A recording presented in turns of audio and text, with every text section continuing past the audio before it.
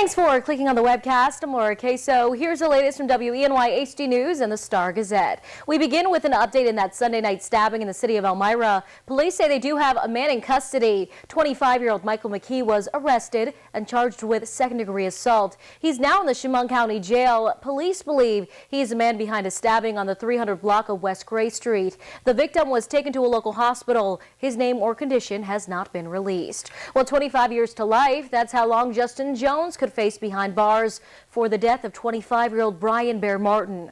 A jury found Jones guilty of second-degree murder yesterday after deliberating for 2 hours. They say he intentionally shot and attempted to dismember Martin back in November.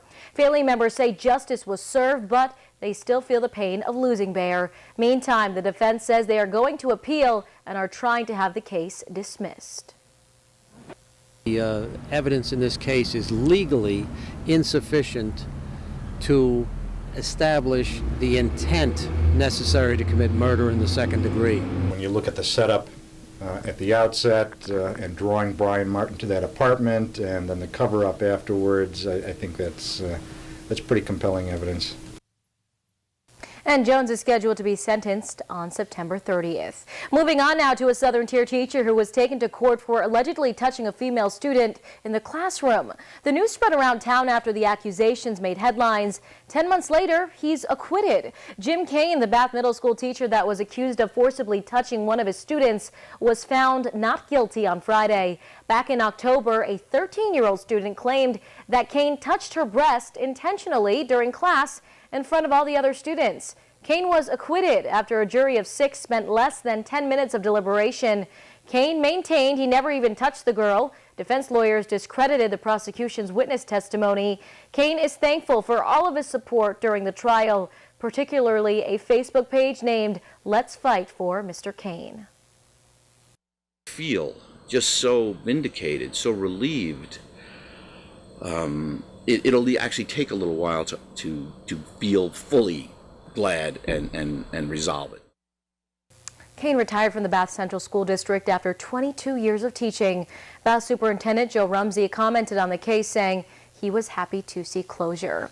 And a controversial website is striking reactions across the globe, and students at one local university created it. Cornell Fetch. It's a website where users choose between 2 female Cornell students with their sorority affiliations. Once they choose, it gives the number of votes each got. It even ranks the top 10, and it's gone viral. Huffington Post picked it up, even MSN. Cornell University released a statement saying Cornell Tech is in no way connected to Cornell University, and Cornell does not condone the site. And we wanted to know, what are students saying about it?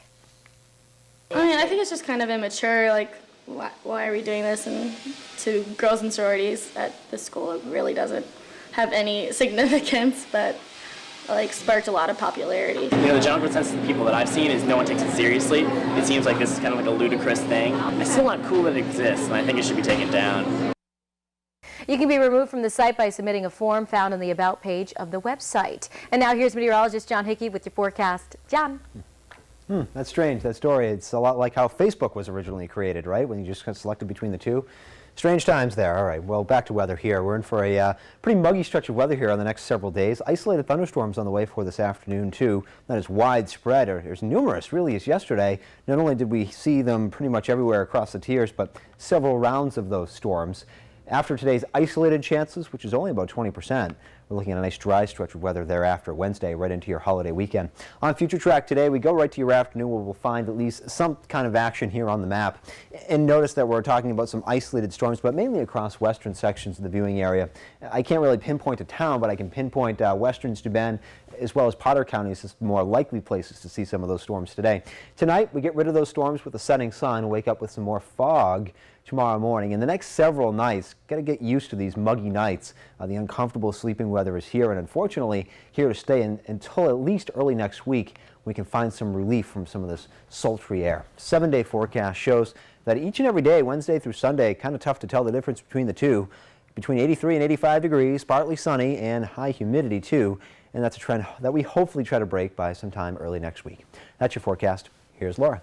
All right, feeling that humidity on this. Thanks, John. For the latest news, weather, and sports, be sure to watch WENY-HD News at noon, 5:30, 6, and 11. And don't forget to pick up a copy of today's Star-Gazette. I'm Laura Queso. Have a great day.